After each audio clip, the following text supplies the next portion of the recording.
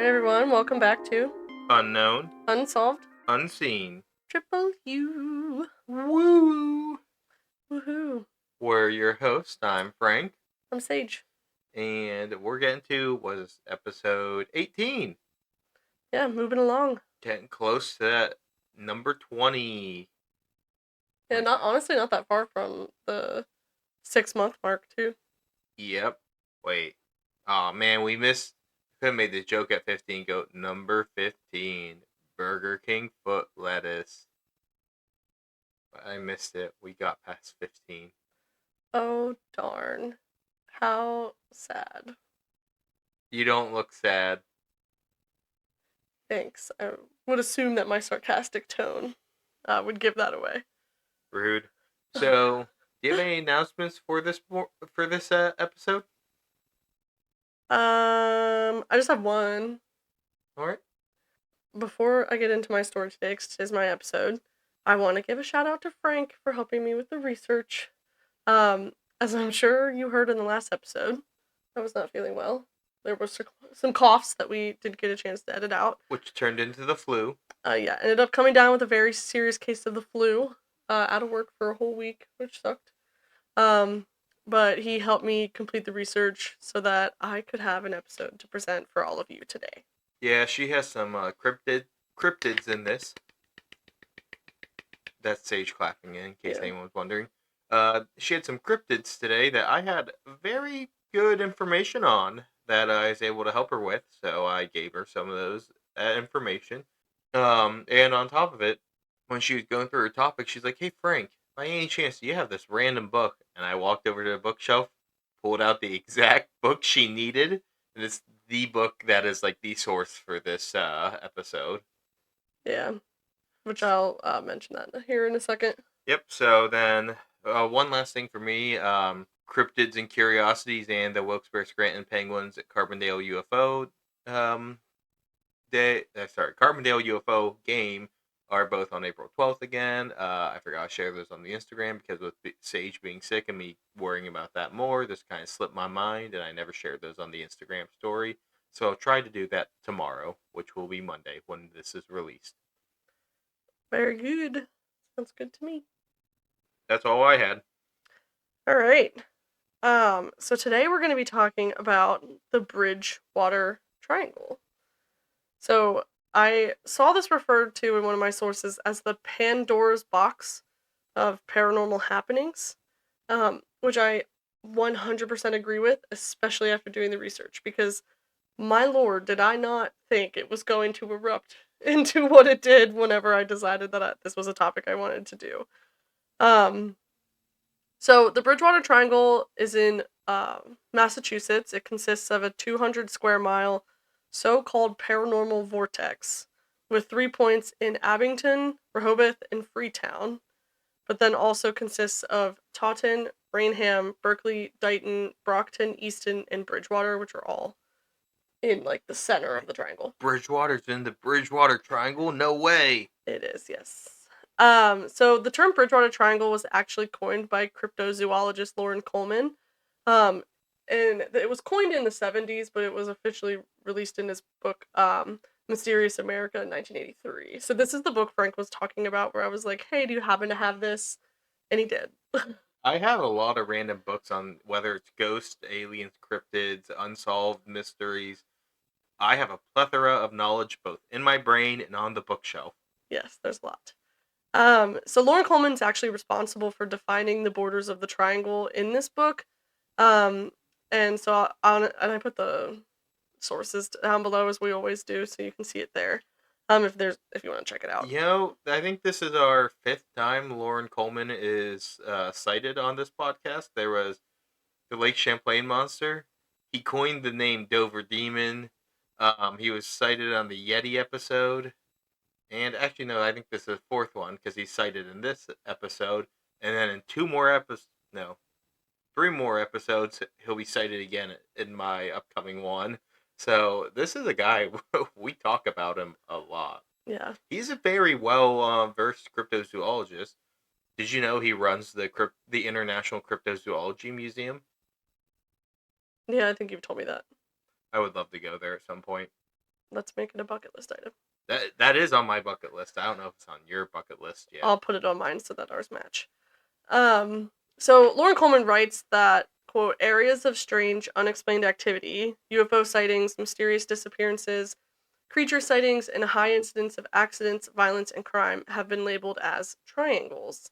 So think the Bermuda Triangle, which is like probably the most infamous for like strange activity. So I think of the Pythagorean theorem triangle. That's the best one. Pythagorean? I don't know. I was Okay. just trying to make a joke and it wasn't good. So triangle is now accepted as a common way of describing what researchers of strange phenomena call a, quote, gateway or window area that is the location of focused unexplained activity. So I didn't know that, which like makes a lot of sense when you think about like how many triangles we hear about. I just never, I guess, real put together that that's like a term for an area of unexplained activity. We also just seemingly hate trapezoids, squares, rectangles, pentagons. True. Now, besides the Bermuda Triangle and the Bridgewater Triangle, do you know of any other ones? Yeah, I mentioned one later. I can't remember the name of it, but there's actually one in Pennsylvania. It's in northern Pennsylvania. That's crazy. But there's like a bunch of them across the world. Now, sometime it's on my list. I know I have the Alaskan Triangle as one of my topics later on, but that is one that I never knew about. I haven't looked much into it, but there's even an Alaskan one. Yeah, I didn't know that. That's really cool. You know what else is a triangle? What? Pizza slices. Don't. I'm gonna get hungry for pizza. We just had breakfast. Yeah. And we had so much pizza over the last 2 weeks, I swear. I can never get enough pizza. Anyway, so modern investigators into this triangle insist, though, that there is by no means a clear boundary for the haunted and strange area. So they often point to Fall River, parts of Rhode Island, nearby towns, and even some of Cape Cod as being under the triangle's unique influence. So I'm going to talk about stuff that Loren Coleman mentioned, which is directly within the bounds of the triangle that he identified. But I am also going to bring in some stuff that's happened in those other areas, like Fall River, Rhode Island, Cape Cod, that like modern investigators in 21st century conclude as also being part of like this, quote, triangle area. So if I'm getting this right, you're sticking mostly within the original, the guy who like coined the term, Coleman, his boundaries for the most part. For the most part, but I'm also going to mention stuff that happens. Because I mean, like, look, if you're talking about, say, weird things that happen in Pennsylvania, and you have weird things happening all over the place, and one thing that happens over the border, but it mirrors stuff from inside, you might as well mention it. Yeah. So, within the confines of this triangle is what's called the Hockomock Swamp. This is the site of a really big battle during the King Philip's War in 1675 to 1676 in America. Obviously, this is Massachusetts again.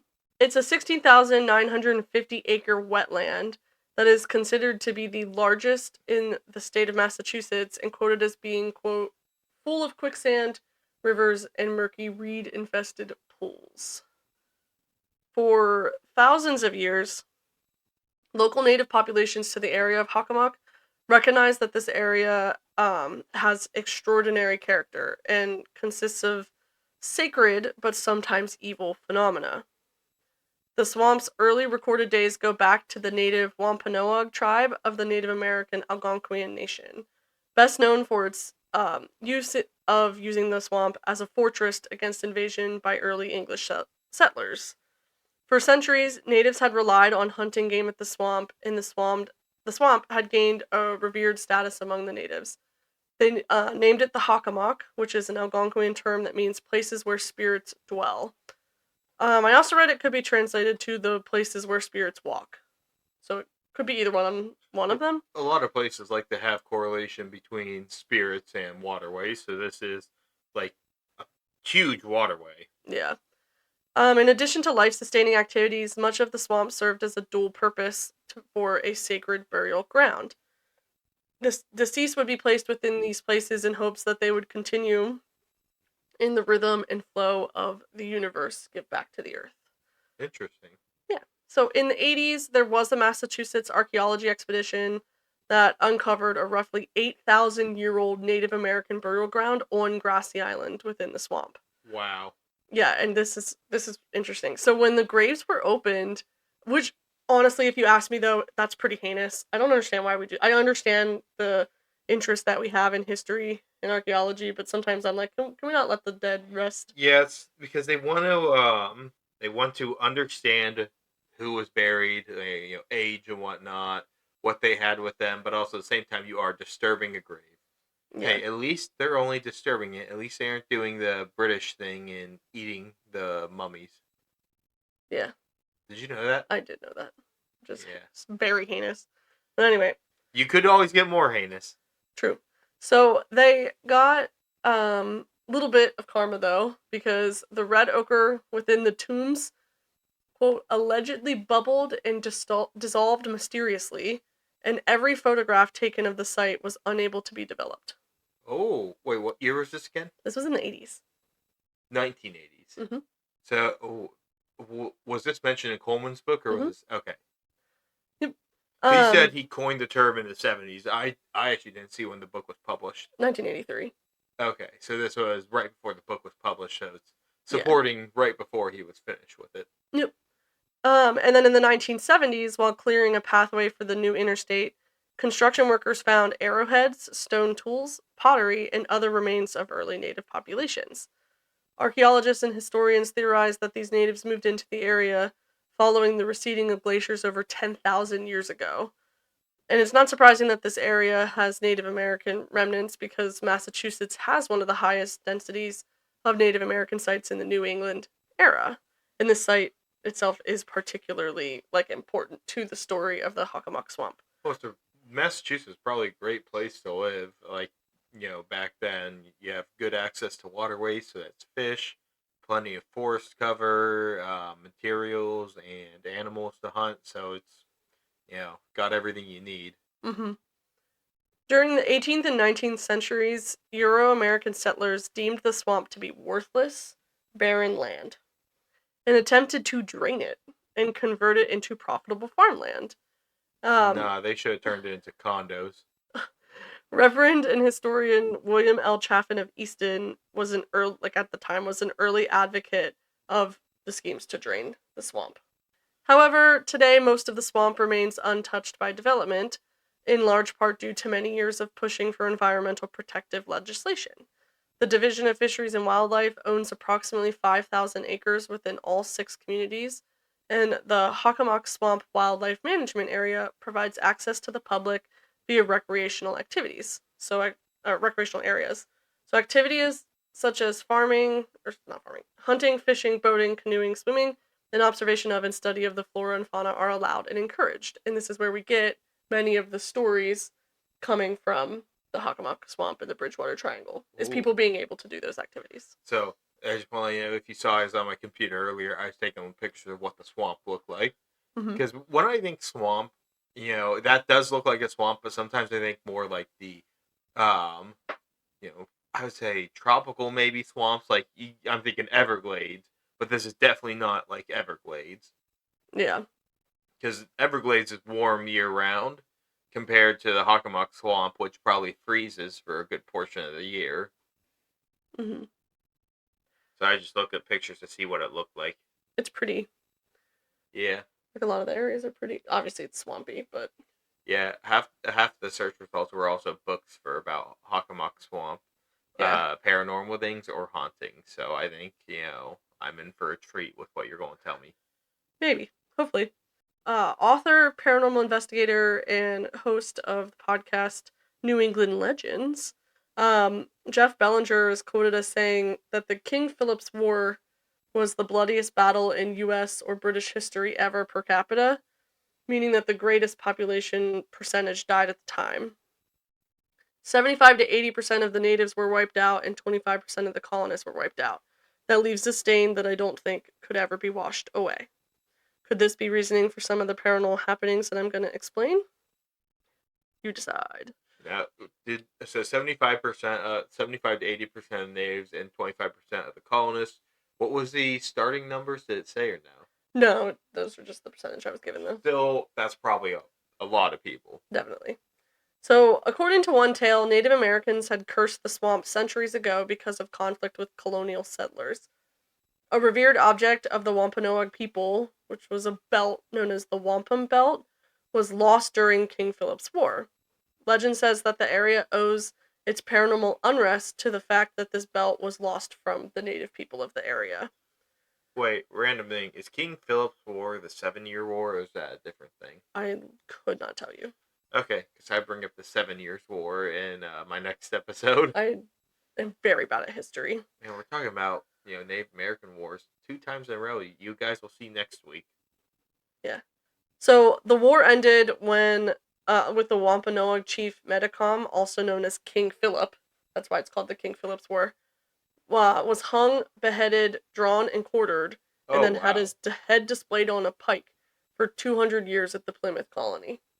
For how long? 200 years. It's very Game of Thrones-esque. So it becomes a skull eventually on a pike, but oh my. Yeah. Yeah, the civilized West. I love the civilized Europeans showing their their civilized manners by drawing and quartering, beheading, and putting a head on a spike after they already hung the person. Yeah. So What the?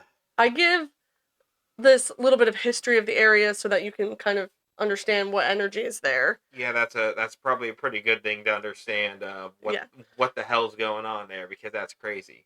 But many other triangle investigators actually believe that King Philip's War is merely just a symptom of the negative energy that was already there, and that its mysteriousness is much older, having something to do with the land, not necessarily having something to do with just the war. So here's some of the documented paranormal phenomena I was able to find. It's quite a lot, so buckle up. So, it goes back the whole way to May 10th, 1760. This is considered to probably be the first UFO sighting ever recorded on the planet. Wait, what year? 1760. I think there's other things reported from years prior that some people claim are UFOs, but Yeah. yeah. I don't necessarily know that this is a UFO anyway. This was more what they quote as saying a sphere of fire. It was reported to hover over New England and emit a light so bright that it cast shadows in the morning sun. It was seen from both Bridgewater and Roxbury communities. In colonial times, there were reports of, quote, yellow day, where the skies above the area shone all day with an eerie, sulphurous yellow light. That sounds weird. Yes. And in more recent times, there have been reports of strange lights and noises in the sky above the power lines that run through the area. So these lights are still seen today, and have started being seen in the 1700s, late 1700s. Every year in January, there's something apparently called the spook lights, or unexplained elusive balls of light that have been seen over the railroad tracks, that run beside the Rainham dog track and through the swamp. Well, the one thing I was going to say, if it's in the swamp gas. I don't know what that is. So, if I'm not mistaken, swamp gas in some way can make some lights that make you may think of UFOs. That's an explanation they try and use for a lot of UFOs, way too many. But there are some things in swamp areas that is swamp gas. Oh, that's interesting. I mean, that would make sense with this area being quite literally a swamp. Yeah, hold up. Let me just look up a diagram for this. Swamp gas lights. So, I guess swamp gas can, make lights like that, if you can see on my computer. You guys obviously can't see. But, yeah, swamp gas can make some lights, some weird-looking lights. It could be an explanation. It could not. Who knows? But you're also talking January, right? Yes. So, stuff might be frozen or cold, so I don't know how it works. I'm no swamp gas expert. In 1973 in Rehoboth, patrons of Joseph's restaurant on Park Street believed that they were visited by a UFO. The restaurant experienced a short power failure, and when the lights came back on, there were two large, perfect circles found imprinted in the dirt behind the restaurant. Ooh. How large are the circles? It didn't say how large they were, it But, just said they were large. Okay. Man, well, large is a very relative term. Are we talking large like the side of the craft? Or large manhole covered landing pads? I have no idea. I really, that was in Loren Coleman's book. I couldn't find much more. Okay. Wait, it was in Coleman's book, you said? Yeah. He focuses more on cryptids and stuff, so. Yeah. Jerry Lopes, who was a radio newsman at the WHTH in Boston, encountered a UFO on the 23rd of March in 1978, I believe. He described it as being shaped like home plate on a baseball diamond. Do you know what that looks like? Play on a baseball diamond. So, like a square, but like with almost like a house? Yeah. Yeah, I know what you mean now.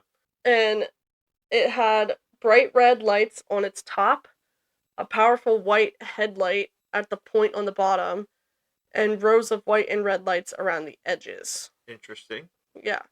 He says he saw the strange aerial apparition at the junctions of Route 24 and 106 near the very center of the triangle. What year again? I believe this was 1978. Okay. So well into public knowledge of what UFOs may or may not be. Yeah. Okay. You always gotta try and think of like what the public knows at the time. Yeah. There is said to be a red-headed hitchhiker who walks along Route 44.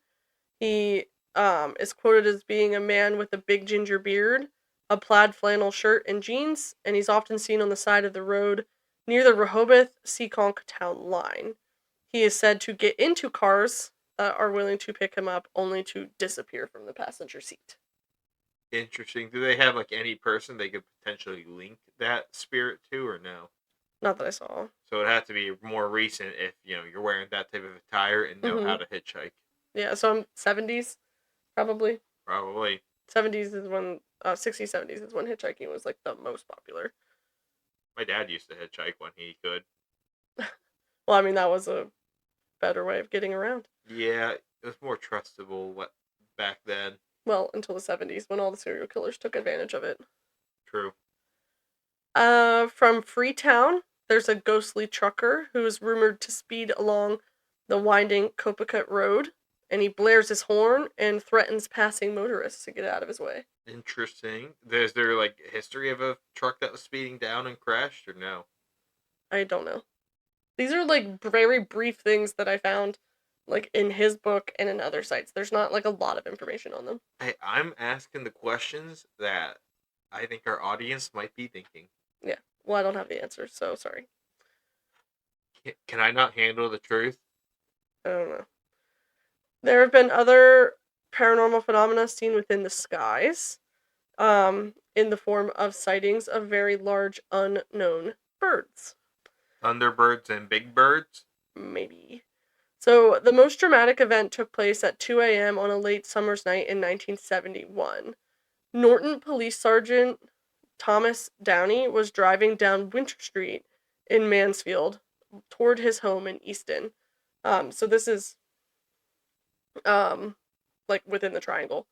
He was approaching what's called Bird Hill at the edge of the swamp and was suddenly confronted by what he is quoted as saying was a tremendous winged creature that he believed to be over 6 feet tall with a wingspan of 8 to 12 feet.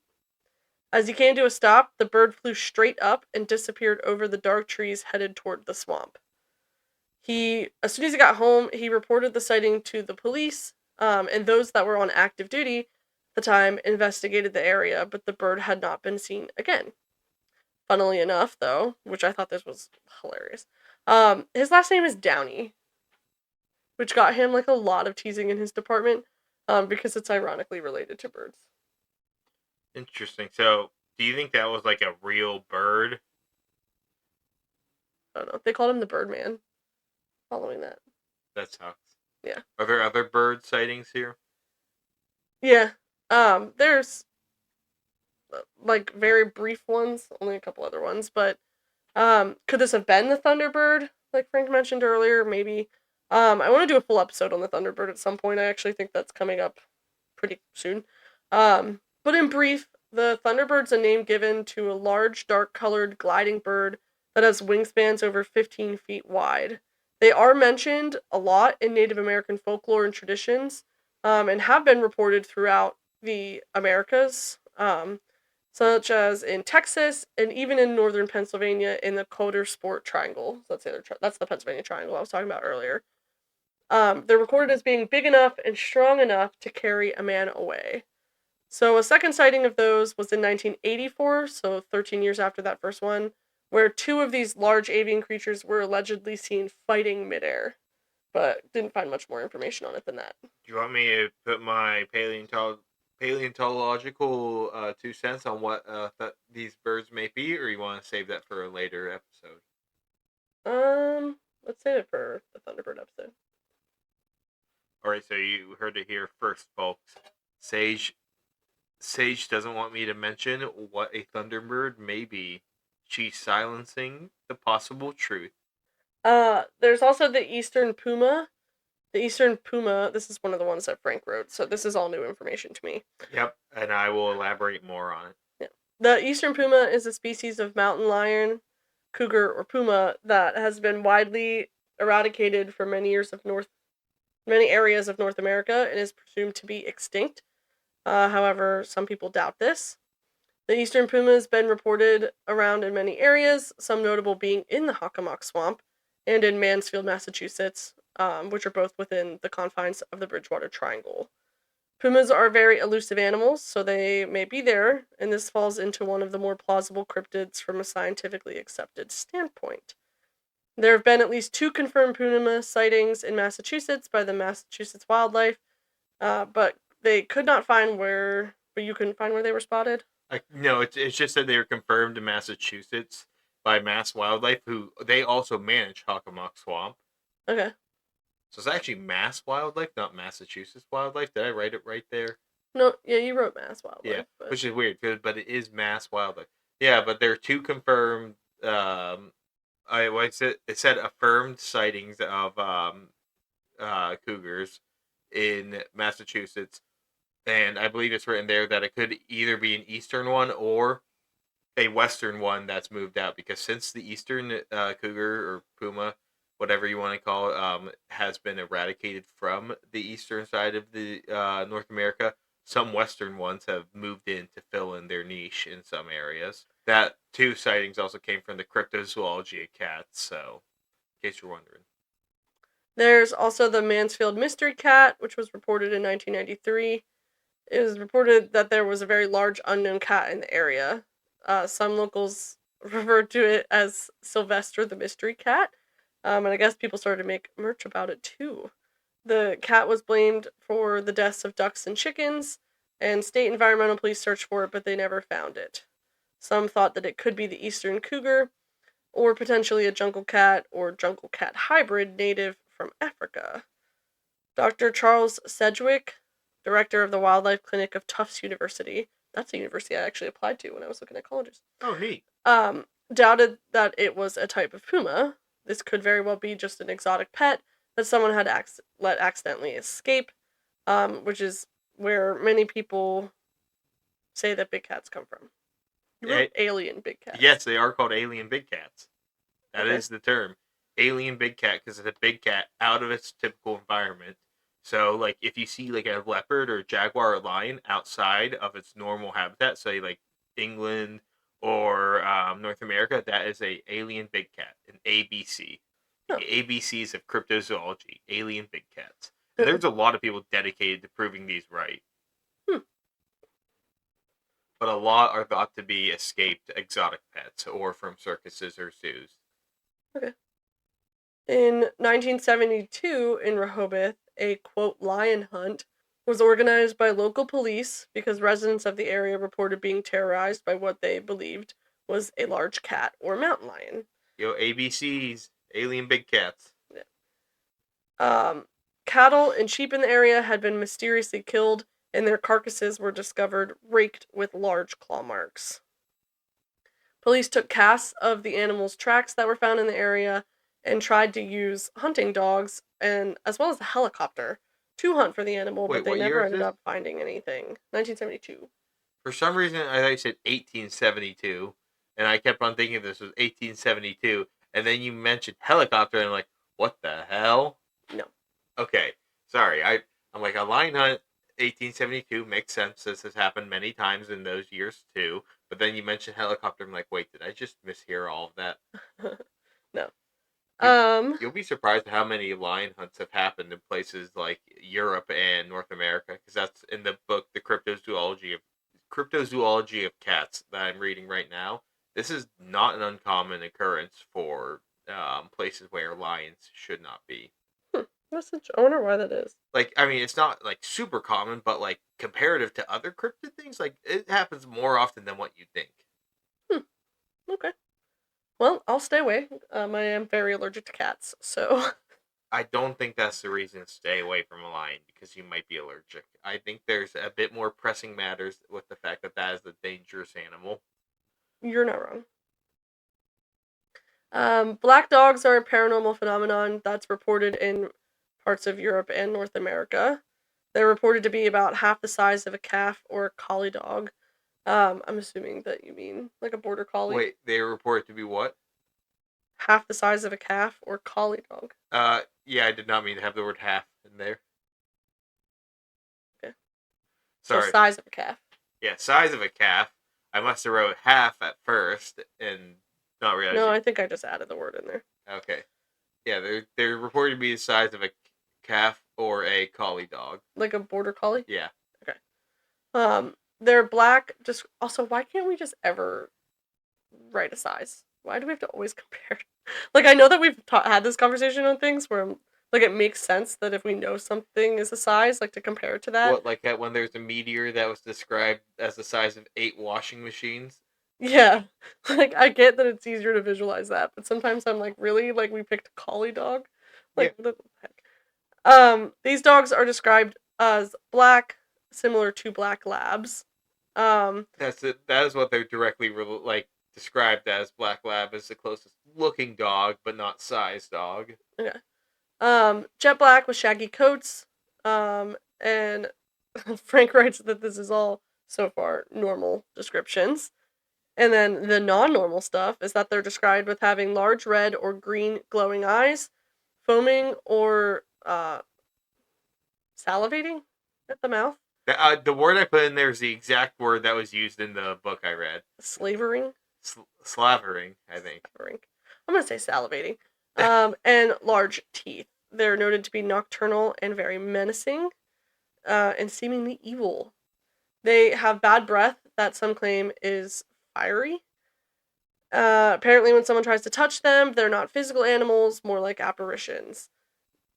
They can even grow bigger or shrink at will. Some claim that these are an omen of death. They are typically seen around roads or graveyards or sometimes associated with waterways.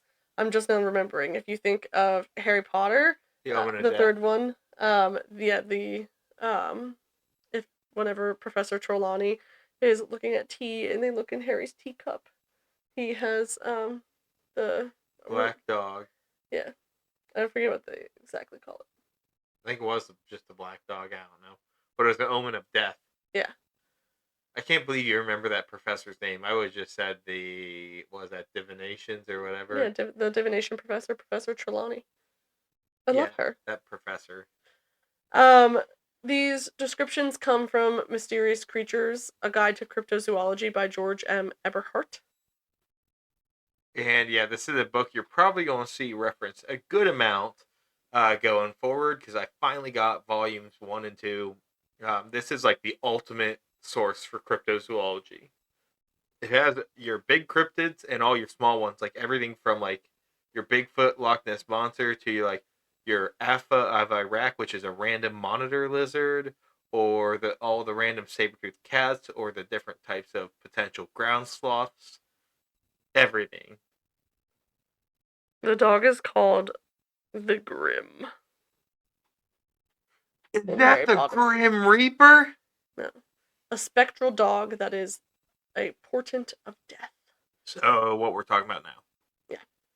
Yeah. That's the dog from Harry Potter in the tea. The Grim. Another fun fact, Sir Arthur Conan Doyle, who is the inventor of Sherlock Holmes, used these descriptions for his Hounds of Baskerville story.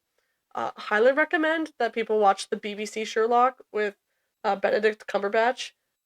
Fantastic. And Martin Freeman. Wonderful. So good. Their episode on Hounds of Baskerville is amazing.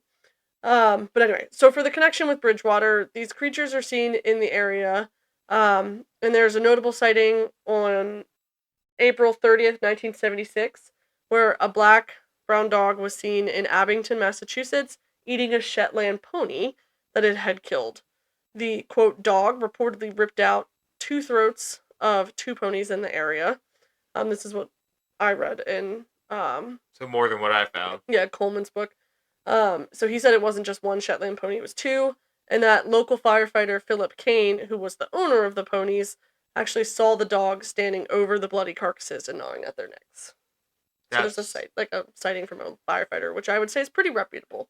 Yeah, that's like, unless that's just a surviving wolf in the area, which are also elusive animals like the eastern cougar, but like that's crazy. Like, so this thing actually killed 2 animals. Yeah. 2 ponies. Yeah. So those poor little ponies.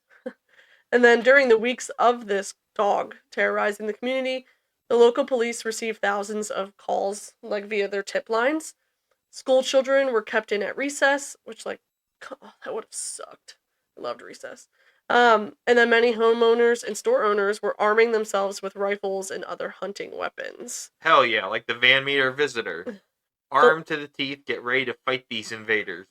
The last time the dog was seen was actually by police officer Frank Curran, who sighted it along railroad tracks. He fired a shot at the dog, but he missed, and the dog merely turned away and walked off slowly in the other direction. It was never to be seen again. Who would have thought that thing would have ran if it was shot at, if it was like, even if the animal doesn't have understand guns, that's a loud, alarming noise. Well, I mean, think Omen of Death.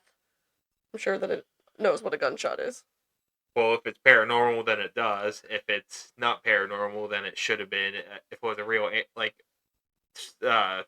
natural animal, it would have been alarmed by that loud noise and probably run away. Yeah. Giant snakes are occasionally reported in the area. These giant snakes are reported around America, and they range from 8 feet to 30 feet long and can be as wide as a car tire. Their tracks are said to be potentially up to 4 inches deep into the ground, and they live in wetlands like the swamp. That's the type of environment the largest snakes in the world, anacondas, currently live in, so it makes sense for them to live in the Hockomock Swamp if there are any up there. Typically, if you have a snake in that type of environment, they can more ignore some of the land-based things that keep them from growing so large, because when you're in the water, you're more freely can grow larger, because gravity doesn't work the same.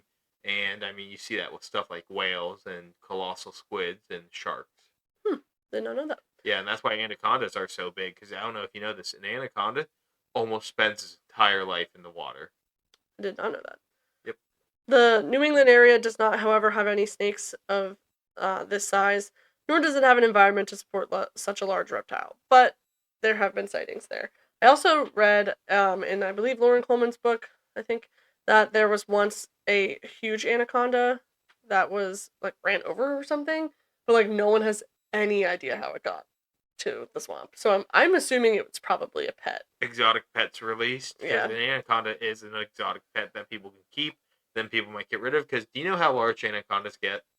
No, but I'm assuming very large. The largest is like 30 to 33 feet long. It's crazy. And, the longest snake is the reticulated python, but the largest snake is the anaconda, because the reticulated python gets huge, but the anaconda is significantly heavier. Is the python the one that eats the alligators? In the Everglades, yes, those are Burmese pythons that have been released. Reticulated is larger than a Burmese, similar environment, but an anaconda is built for the swamps because they live in the Amazon, and they are huge, dangerous animals, and they are monsters. Is probably not the best, not a kind term to call them, but it's pretty accurate for their size. I forget if anacondas also lay eggs or give live birth. I think they lay eggs. Some snakes give live birth. Oh. Also seen in the swamp are Pukwudgies, which is another Native American creature from Algonquian folklore.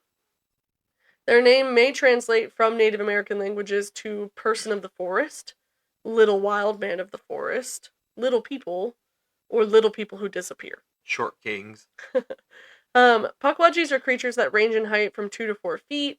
with oversized facial features and a thick bush of quills or bristles that sprout from their backs and their heads. They're often referred to as the porcupine people of the Bridgewater Triangle, because when they're viewed from behind, they look like a porcupine that's standing on its back legs. They're often depicted wearing simple clothing and carrying small bows and arrows that have poison tips. Some stories say that they are magical creatures, that they can disappear, shapeshift, control fire, and even cloud people's minds. In Massachusetts specifically, they originate from the Wampanoag lore, which describes the creatures as being minor nuisances until people attempted to either expel or exterminate them by enlisting the help of Maushop, who was a giant that created Cape Cod. The attempt failed, and the Pukwudgies became very angry and malevolent and started revolting against people. These days, the creatures are essentially viewed as gremlins and are responsible for minor mischief, but also can be responsible for murder. Assinet Ledge in Freetown, which is within the triangle, is often pointed to as a favorite murder spot for Pukwudgies, although the deaths are classified as suicides or accidents because the coroner doesn't have a Pukwudgie tick box on the autopsy form. I just love that. Well, that was in Yeah, that was in one of those. the United States of Cryptids. His humor in that book, Yeah. I like it. There was reportedly Pukwudgie crossing signs put up in Freetown in 2017 for some time. I guess local police felt that deer crossing signs were becoming too common and easily ignored, and so they hoped that the Pukwudgie signs might get people to pump the brakes a little bit more. This was apparently temporary, though, and aligned with April Fool's Day in 2017, though I wish that they would have stayed, because I think that's hilarious. You know what? You gotta see Pukwudgie. Oh my goodness, it's like a kind of detailed sign. Did you take a look at what it looked like? Yeah. I was trying to see if there's anywhere you could buy one. I'm sure that you could. When I look it up, there's one for a sticker that is currently $2, and then there's duck crossing, crab crossing, dog crossing, and Bigfoot crossing. Nice. I need more Pukwudgie crossing signs. They should have sold that stuff. Would have been a nice, easy buck to make.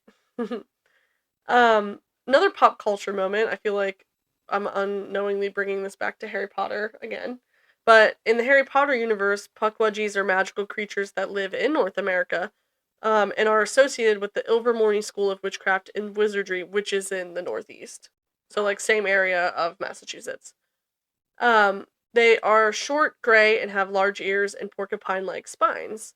They're known for hunting with poisonous arrows and are said to be distantly related to the goblins in the Harry Potter universe. There is a large clan of Pukwudgies that live at Ilvermorny and provide security and maintenance and tend to favor the healers there. According to the Wizarding World lore, Pukwudgies transform into porcupines or cougars. One of the houses at Ilvermorny, because in Harry Potter, Hogwarts has 4 houses: Ravenclaw, Hufflepuff, Gryffindor, and Slytherin. Ilvermorny also has 4 houses. I don't remember what all 4 of them are. One of them is Pukwudgie, though, because the history is that there was one of the founding professors of Ilvermorny, befriended a Pukwudgie, and, because there's such a rivalry between humans and Pukwudgies, that, because they were friends, he, protected her, and that is, why the Pukwudgies in this area are willing to protect and provide maintenance to the School of Ilvermorny, because he, owes some loyalty to her for saving him. Interesting. Yeah. Funnily enough, too, when I took the quiz for my Ilvermorny house, I did land in Pukwudgie. At the time, I was very mad about it. Now that I know the history and lore of the Pukwudgies a little bit, I'm not so mad. They seem kind of like me. Prickly, poison-tipped arrows. I don't see how that's you. And Short. Okay, there, I can get that. I don't see the porcupine Gray. quills coming out of your back. Where's the gray? Large ears. I have tiny ears, actually. I don't know. Okay, short. Want to push people off of a ledge. Okay. You know what? That's one way of putting it. I'm just kidding. But anyway, I just thought that was interesting. So, and I feel like it always comes down to our good friend Bigfoot.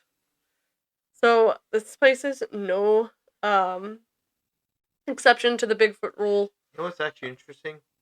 We haven't done a Bigfoot episode yet. I know, but everything comes back to I know, Bigfoot. this is what, our third? It all comes back to Bigfoot. All roads lead to Bigfoot. Not to Rome, but to Bigfoot. What if there's Bigfoot in Rome? Goddamn. So during the 1970s and 1980s, all kinds of sightings of Bigfoot were recorded, though many of those were found to be definitive hoaxes. Um, One of the ones that they couldn't say was a hoax was in 1970 when Bridgewater police and their police dogs tracked what was thought to be a big bear. That's really cute. Um, Sorry, in case you're wondering why I say you got distracted. I was looking at a Pukwudgie sign. I found a Pukwudgie stuffed animal for $13, and he is kind of cute. um, so Bridgewater police and their police dogs tracked what was thought to be a big bear, but since the creature was never found, the police could never be certain of what the creature was, which is why they can't say this is a definitive hoax. What if it was a big bear and actually a prehistoric big bear? Could be. Several reputable citizens in the area reported seeing the huge creature before it walked into the woods, and there were large definitive tracks found in the area. Like bear tracks or people tracks? Or Bigfoot tracks? I think they were Bigfoot tracks. What year again? 1970. So Bigfoot was known by then, okay. In the same year, there were other sightings of a large, hairy, bipedal creature, seen walking upright in the Bridgewater area. Farmers reported that they had their pigs and sheep mutilated, and there was another resident that reported to police that they saw a large, hairy creature walking upright and thrashing around in the backyards and woods of the neighborhood. Police investigations ensued, and one officer even reported that while on a stakeout, the back of his patrol car was lifted off of the ground. When he was put back on the road, he turned the car around quickly and watched as a large, hairy, bear-like creature ran away between the houses. On April 8th of the same year, police reportedly found tracks where a 7-foot bipedal hairy creature was spotted. In 1973 to 1974, other sightings were reported. In Rainham at the dog track, a night security guard reported a series of horrible screams and screeches that frightened him and upset the dogs that he had with him. Huge footprints between 15 to 18 inches long were discovered in the snow. During the summer of 1980, several local men canoeing in Lake Nippanicket in Hockomock Swamp reported seeing a small, red-haired, chimpanzee-like ape that was walking upright on the lake's island. The men reportedly walked the island trying to find the creature, but they could not. Could this have been a baby or adolescent Bigfoot? Maybe. Could have been. Could have been. Who knows what they look like, because we don't even know for certain what they look like or what they're like if they're out there. Yeah. Some areas that appear to be where some of the activity is concentrated are Dighton Rock. Dighton Rock is a mysterious 40-ton gray-brown crystalline sandstone boulder that has been allegedly used by various nationalities as, quote, proof that they were the first to be on the land. Though from archaeological expeditions, we know that this is not true. It sits on a riverbank directly across from the grassy island Indian burial ground. And I use the term Indian because that is how it's often referred to, though the correct term is actually Native American. Or indigenous people. And is covered in petroglyphs and other carvings that various national groups have interpreted in a manner that supports each group's contention that pilgrims or explorers of their nationality were the first to settle in the area. So it's not exactly actually known who was first, but obviously I'm going to assume it's indigenous people. At the Berkeley-Dighton Bridge in June 1985, not 1785, there was a gentleman, Edward Bobbitt, who lived with his wife and 9 kids near Berkeley, and they decided to seek safe haven in a secure location of Taunton from the King Philip's War. He returned to his home to retrieve some additional possessions with his dog. However, on his way back to his new house, he was found by Native Americans, though he did manage to outrun them by climbing up a tree at nightfall. Unfortunately, his dog was a little too trustworthy and loyal, and was so alarmed at his master being in the tree that he would not stop barking at the base of the tree. This allowed the natives to find Bobbitt and shoot him down from the tree, killing him. Witnesses allege that today you can hear a frantic dog barking near the area of the Berkeley-Dighton Bridge, which is a stone's throw away from the tree where Bobbitt was killed. There's also Profile Rock. This is located in Freetown. From a nearby hill, the rock shows a clear portrait of a Native American face looking out from the stone. Long before Massachusetts colonists arrived, the Wampanoag people considered Profile Rock to be sacred. Local legends claim that Native American ghost dancers in warrior dress dance around Profile Rock. There's also the legend that a ghostly figure of a man manifests on this rock, and his ghost is seen with his legs crossed and his arms outstretched. This is also the supposed site of where Wampanoag historical figure Anawan received the lost wampum belt from King Philip. Anawan Rock, named after Anawan, located in Hockomock Swamp along Route 44 in Rehoboth. Anawan Rock is named for Chief Anawan and is the site where Chief Anawan surrendered to the colonists and General Benjamin Church without resistance. Although the General Church promised that the Wampanoag men could go free as a result of his surrender, his colleagues were less forgiving. Anawan's men were subsequently slaughtered, and Anawan was beheaded, and this is what they say ended the King Philip's War. Chief Anawan's head was said to have been put on a stick and stayed there for about 3 years. Legend says that the angry spirits of Chief Anawan's warriors continue to haunt the area, starting spectral fires where smoke is seen and smelled, and ghosts are seen dancing. There have also been Native Americans seen darting through the woods around the campsites. That's creepy. Solitude Stone is an enigmatic inscribed stone located near Forest Street in West Bridgewater. A man's body, who may have died by suicide, was found near the stone, and so it is often referred to as Suicide Stone. Carved into the surface of the stone is a quote that says, "All ye who in future days walk by Nunkatesset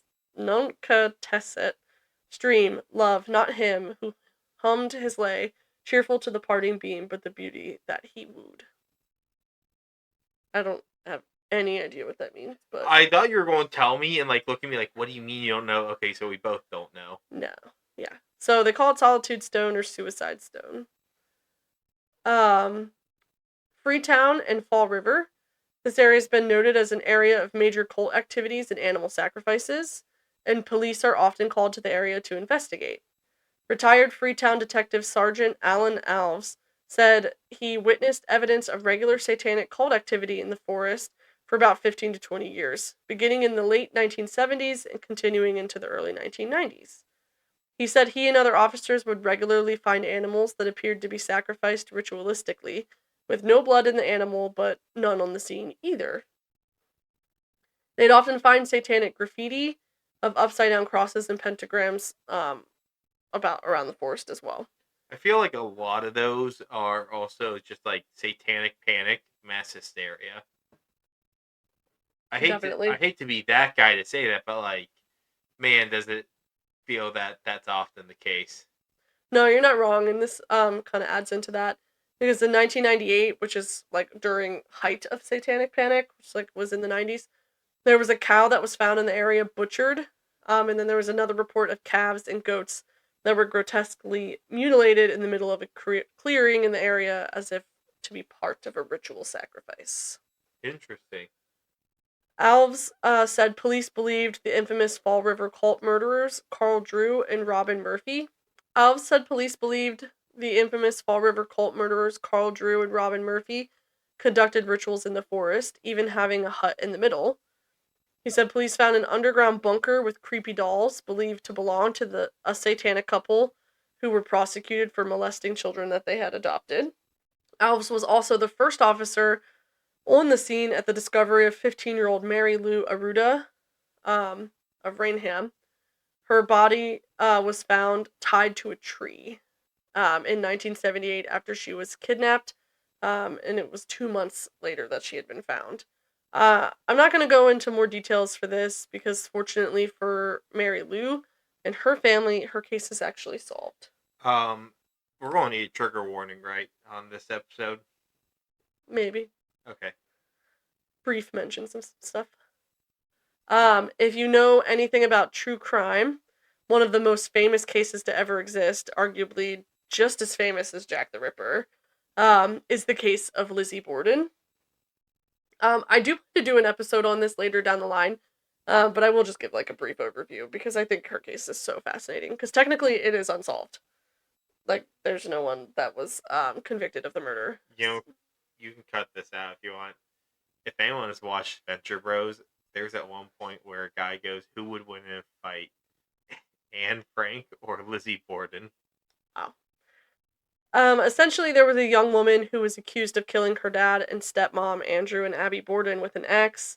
There's even a nursery rhyme made after the murders, but ultimately she was acquitted of the crime due to lack of evidence and no murder weapon found. This house is located at 230 2nd Street in Fall River, Massachusetts, which New Age researchers, again, consider to be part of this triangle. So, coincidence that some negative stuff's happening? I don't know. Next we have Taunton State Hospital. Some visitors have claimed that they've had strange paranormal experiences in the hospital, including being touched and pulled into certain areas of the hospital. It's also claimed that the hospital was used by satanic cults during the 1960s and 70s, and that they would take patients to the basement to conduct dark rituals and even human sacrifices. Satanic panic. Now, is this hospital still open? No. It is open for tours, though, I believe. Like haunted tours and stuff? I don't know about haunted tours, but I know that it's at least open for tours. Okay. There are still strange and unexplained markings on the walls of the basement, and while the hospital was still open, staff would attempt to go downstairs into the basement area only to be stopped by a force once their foot reached the bottom step. Something else commonly reported here are ghostly disembodied screams that echo from the hospital grounds. They're considered to be blood-curdling and horrifying, that sound like they're calling for help or that they're sobbing, which is very sad. Again, I'm going to go into some true crime really quick. Famous resident here at Taunton Hospital is Jane Toppin, or Jolly Jane, as she was known. This one. She was a famous resident at the hospital, huge name in the true crime community. Now, by resident, do you mean worked there or was there? No, she was sent there. Sent there after she was convicted. So she was a famous sociopathic serial killer who took a liking to the very elderly and frail patients, using them as guinea pigs in sick experiments with morphine and atropine, altering their prescription to see what it would do to their nervous system. She also spent a lot of alone time with these patients, making fake charts, medicating them to drift in and out of consciousness, and she even sexually assaulted them.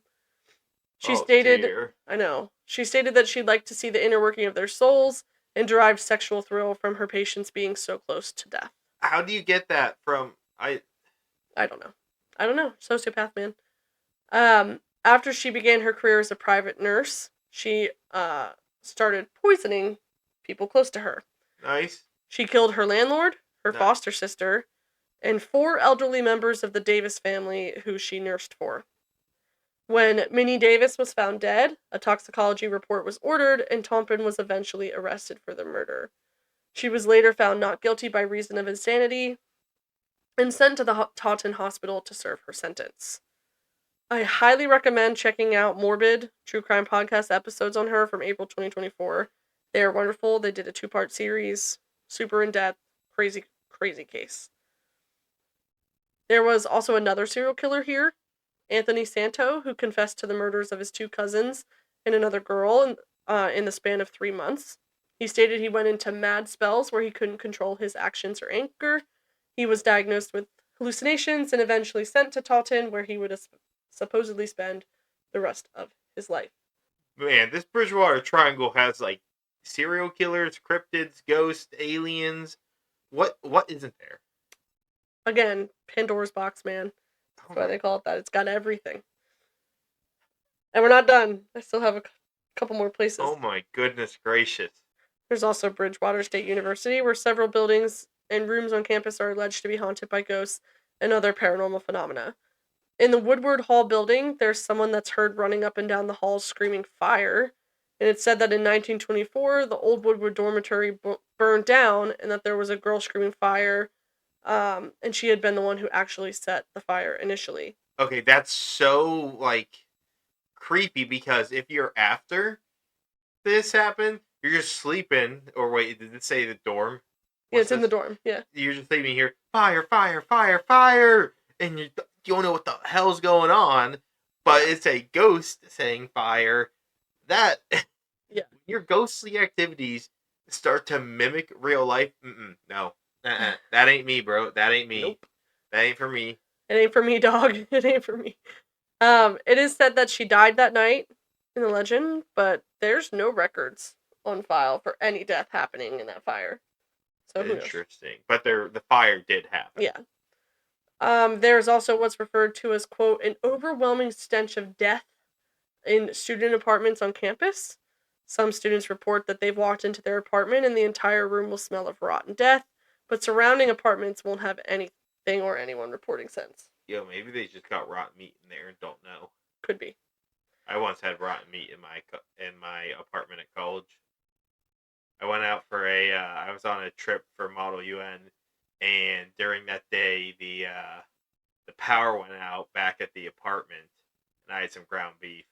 And the fridge did not keep it cold. No. Oh god, that's horrible. Yeah, that's just disappointing.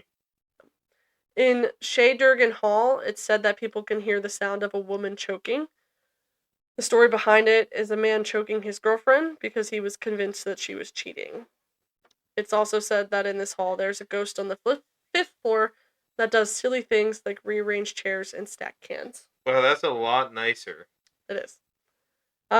This hall is also plagued with a bathroom ghost who will run around the bathroom and turn the showers on and off, as well as run them colder or hotter while someone is showering.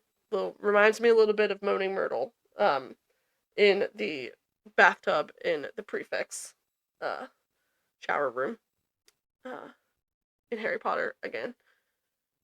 There's another ghost on campus that's considered to be a trickster. His name is George, and he haunts the RCC auditorium and plays pranks on the students working there. I guess George especially likes playing pranks on those who get upset from them. And he would do things like steal scripts, play with the lighting, or he moves props around. Just little simple things. That's the type of ghost I like. Like, let's not get the Smurl ghost, which may or may not be real. Let's get more of these trickster ghosts. Yeah. No creeps, no spooks, just jokes. Yeah. And lastly, we have the Hornbein School. This was a one-room schoolhouse that was built in 1845 and remained in active use until 1937. It taught students through grade 9, and then I'm assuming that students would just go work for their family farms or they'd find further education in this time.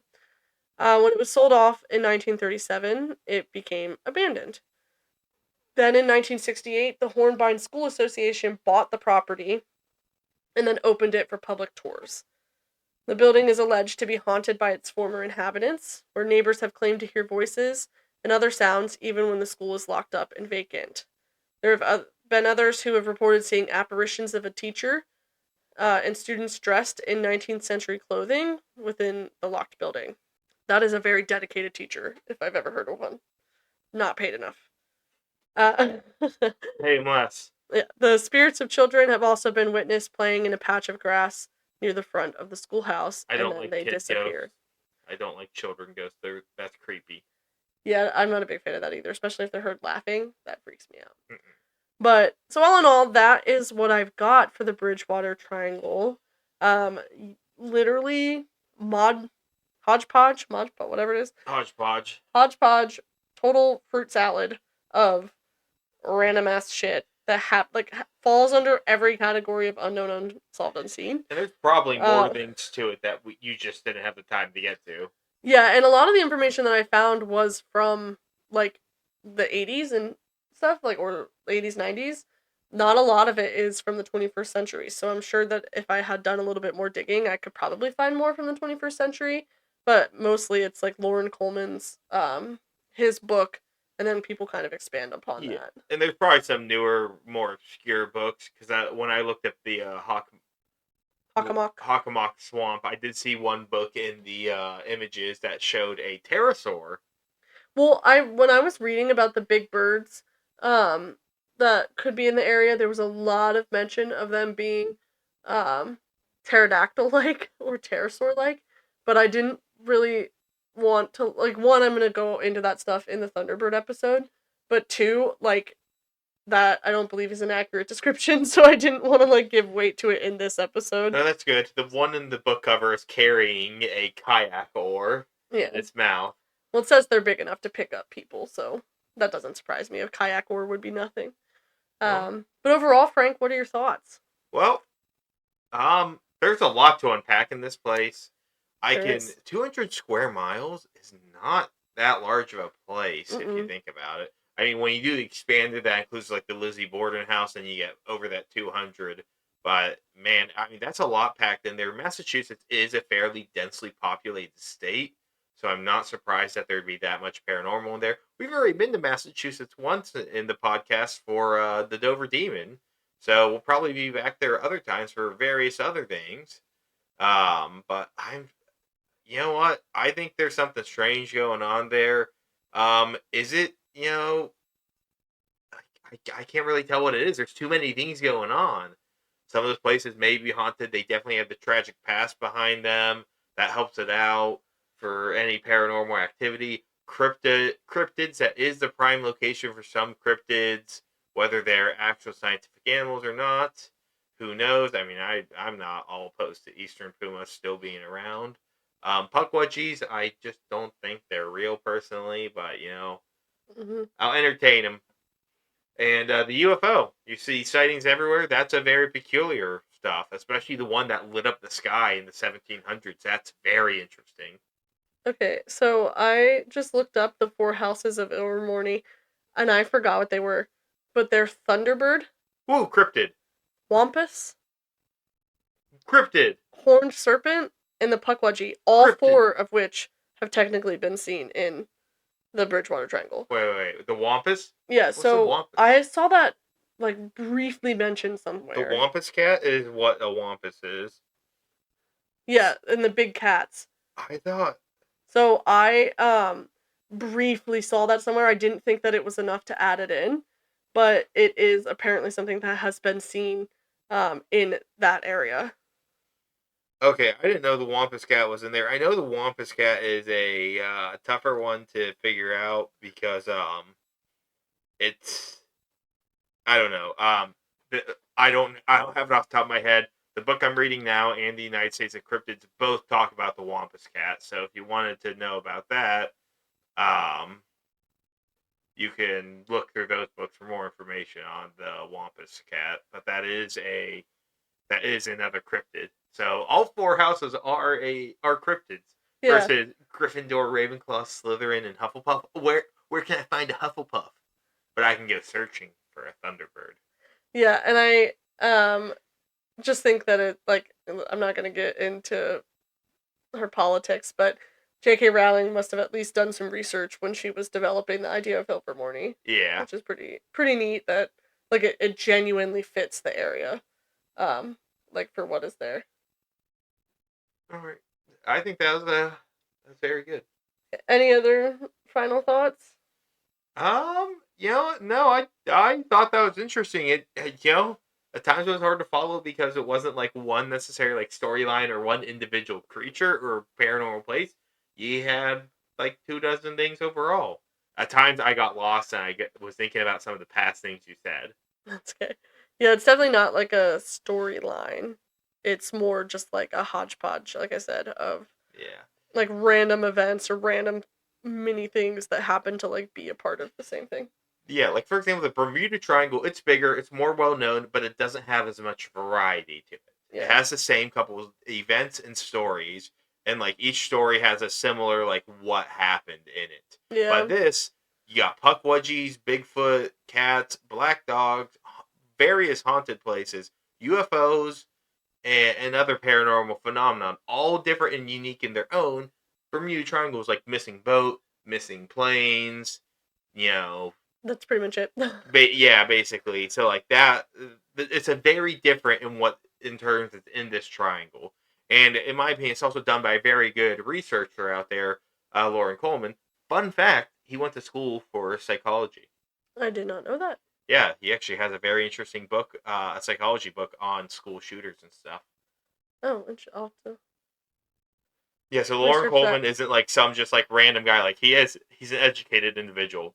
And he used his psychology for like when he'd interview people on stuff. Oh, that's interesting. Yeah, I personally like him. He's getting on the older side. You know, somehow he got big enough. I'd love to interview him. Yeah, that'd be awesome. That'd be super cool. But if you don't have any other final thoughts, I'm gonna end it out if you're cool with that. Yep. So I really liked the way that one of my sources from Boston Ghosts, which again I've linked all the sources below, how they concluded their article in the Bridgewater Triangle. So I'm gonna use their conclusion, obviously give them all the credit.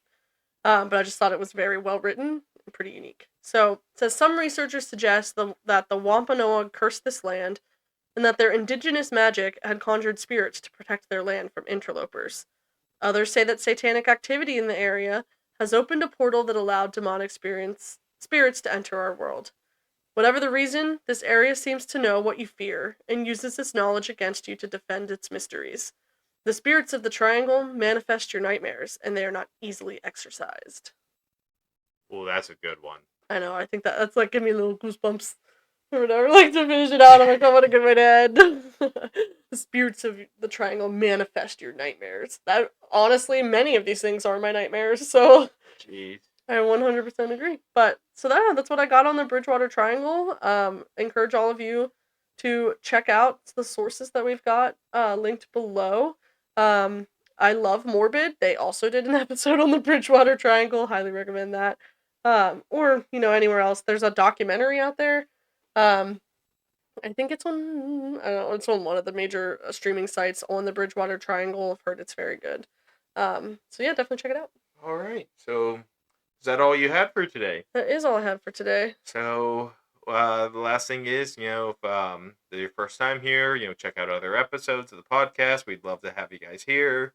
Don't forget to rate, follow, subscribe, review. We're on whatever platform you're at. Every little bit helps. Sharing it to others helps us out a lot. Follow us on Instagram. Share our posts. All of that stuff. We really appreciate all of it. Every little bit of growth helps. We're seeing some new listens, which I really appreciate, where you've been listened to in 8 different countries so far and half the states of the United States. So I'm happy with that. We are happy with that. And I think that's all I have to say there. So I think I'll be signing us off here. You ready, Sage? Yep. Remember To look for the unknown, the unsolved, and the unseen. beware the Pukwudgies. Bye, guys. Watch out for them on the road.